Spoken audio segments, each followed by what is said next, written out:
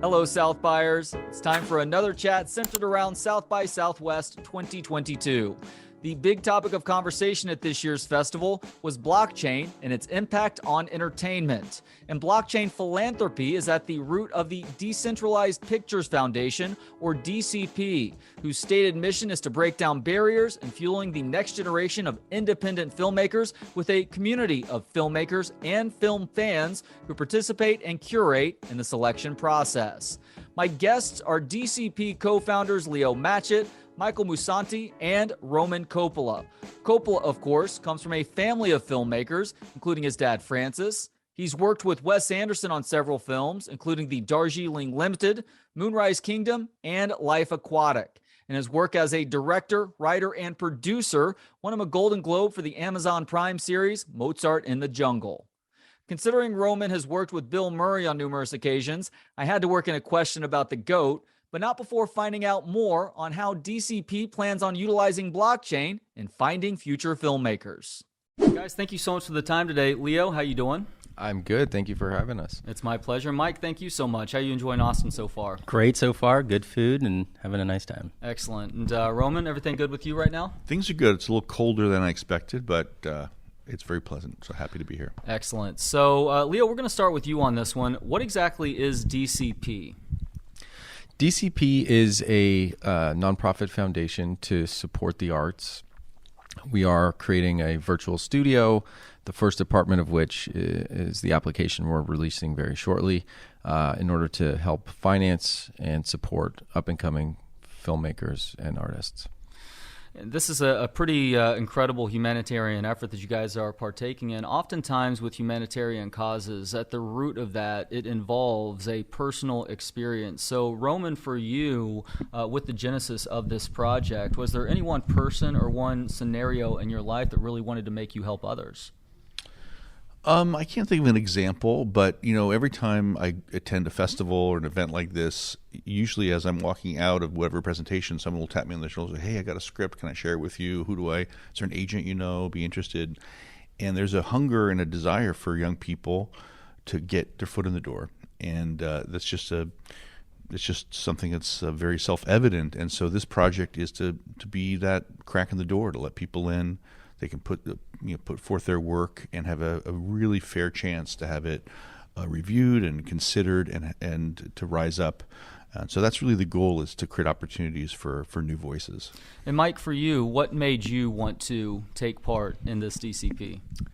Well, as you know, working at American Zoetrope, I sort of see both sides. On the one hand, we're trying to get projects sold, and on the other hand, I get lots of scripts as well, and there isn't enough time to review everything, and so it's difficult to give opportunities to those people that do have the talent. And so what I love about DCP is it uses blockchain technology and our native cryptographic token in a very unique way to create efficiencies that can allow for the opening of those doors.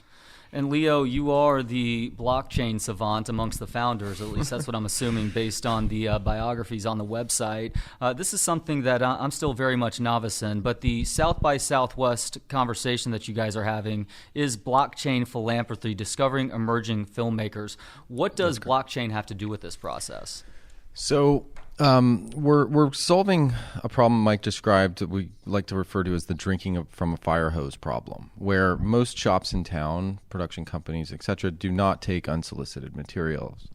So we're faced with wanting to help artists, but you want to get the best art, of course, and help the people that really deserve a shot.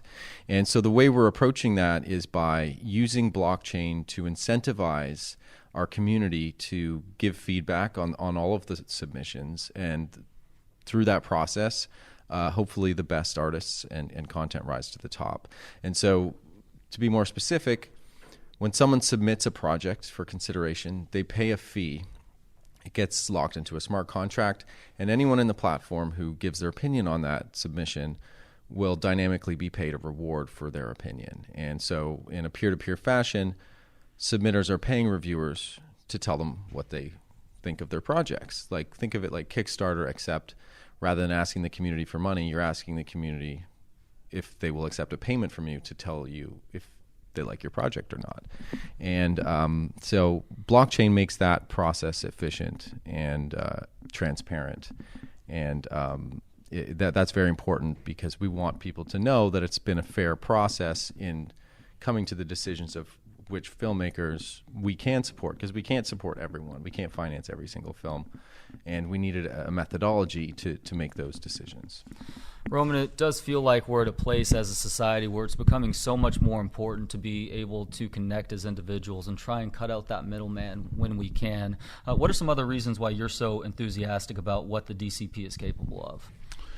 Well, I have grown up around movies, and I've always been a fan of new technology, and my dad is someone who's been very progressive about inviting use of new tools. He had the first flatbed editing machine in the U.S. He pioneered a multi-track sound, surround sound, and digital editing, and so it's just something I've been raised around. And when I came to learn about blockchain through Leo, I sort of saw that through that filter. So the idea of using really brand new technology in the aid of filmmaking just felt comfortable. The other fact is, even for someone like myself who has a lot of opportunity and connections or whatever, it's hard to find people to support your film. And so any way that we can assist to have the voices that have merit, to find a path to getting supported and financed is really important, especially that filmmaking is such a vital art form and so important, not just culturally, but also just for activism and to express yourself and to draw attention to worthy causes. So it just feels like everyone needs to have a crack at having that voice and having that voice projected. Mike, people can go to decentralized.pictures to find out more, to also donate, but there's also an opportunity to volunteer as well. What are some of the things people can do volunteer-wise to help out DCP? Yeah, well, we have volunteers in a wide range of things. We actually have some lawyers who volunteered and providing some pro bono advice. We have people that are helping to get the word out on social media channels, and they're being very active with that. We have some tech volunteers, some developers who've helped us with some of the development, and then just to spread the word and tell people about DCP, how it works. It has this use case, and so there's a way to interact with it. And part of what we're doing, why we're here, and what we need to do is to help educate people on how do they submit and participate, and why they would want to review, because they can earn our film credits. And so getting the word out. Leo, as far as the donations go, obviously it is blockchain based. Is digital currency how you accept donations? Are people allowed to use regular old cash or cash transactions, I guess, if they want to donate that way too? Yeah, you can make donations in good old fiat currency, crypto, and you can actually use the donation to create a financing award for a filmmaker, which is we're excited about. So, for example, if there's a subject matter or a cause that you as a donor want to shed light on, you feel it's an important issue, you can make a donation, and we will give 100% of that donation to the winning filmmaker to actually go out and make a documentary film or a film about the subject matter that you want that donation to go towards. So people who believe in causes, we welcome them assisting us to create financing awards for filmmakers to make opportunities. Oh, very cool. And I wanted to end today's conversation, Roman, if you don't mind, with a couple of film nerd questions. Mm-hmm. I'm a huge Wes Anderson fan. He's obviously a big point of pride in this city. Mm-hmm. Well, Tenenbaum's my favorite movie of all time. Love Moonrise Kingdom. Cool. Love Isle of Dogs as well. You worked with him on those latter two films. What do you love most about working with Wes Anderson and the storytelling style that he presents on screen? Well, it's hard to just reduce it down to a soundbite. I mean, working with Wes is it's always an adventure. To be honest, he doesn't plot things out. There's never a treatment or a scheme or like a plan. It's just kind of one step at a time. And so he's got a bit of a Larry David and Curb Your Enthusiasm style about him, huh? Is that how Larry David goes about? There's a very basic outline of what to do, but he's not afraid to wing it and hit Jeff Schaefer, his creative partner. Oh, cool. Yeah. Well, I guess it's similar, but even like conceptually, doesn't start with a concept or I want to have this theme I want to express. It's just like door opens, a guy walks through. In the case of Darjeeling Limited, that first scene is a man is running with luggage trying to chase a train, and that was the Bill Murray character opening that movie. And that was he read 2 pages of that scene, and is like, all right, what happens next?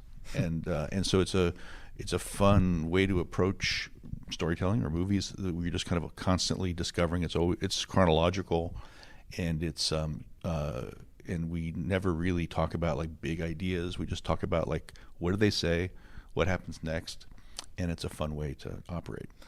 I'm glad you mentioned Bill Murray because I think he's one of those guys that anybody who has had the opportunity to spend time around him has a Bill Murray story. What's your Bill Murray story? Bill is someone I've come to know. He worked on Sophia's movie, of course, Lost in Translation, and these other projects. So he's become a friend, and I'm always slightly in awe. He's sort of an idol from when I was a kid, SNL days, but he's a very warm person. He's, I'm trying to think of a specific story, and it's escaping my mind. But I've been lucky enough to have meals and travel with him, and he just has a glow. He just has a magical appeal that even to someone who has gotten to know him, you're still in awe of his charisma. Leo, Mike, y'all have Bill Murray stories? I mean, I have one. It's not that funny, but we were working on Charles Swan, and it was me and Omar and Yuri and pretty much all the time in front of the computer working on things. And he would come into the production office and say, "Who's winning, guys?" As if like we were like playing a video game because we were so focused and on our monitor. He's a big sports guy too. And so that's my story. Well, guys, thank you so much for the time today. Welcome to Austin. Appreciate the efforts that you're making for South by Southwest, and best of luck with Decentralized Pictures. I think this is the wave of the future for filmmaking, and hopefully that bears out in the long run. Cool. Thank you so much. Thank you. Thanks for having us. Thanks to Trevor Hines for operating the camera. Follow him on Instagram at Trevor Hines, and Josh Bates for the video editing. If you have any video editing needs, hit Josh up on Instagram at Forager Digital. And thanks as always to Gentleman Jesus for the intro and outro music. Hear more of his work at gentlemanjesus.com. You can check out all of my South by Southwest coverage and my other chats with filmmakers, authors, and interesting people about their stories at booksonpod.com. For Books on Pod, I'm Trey Elling. Good day.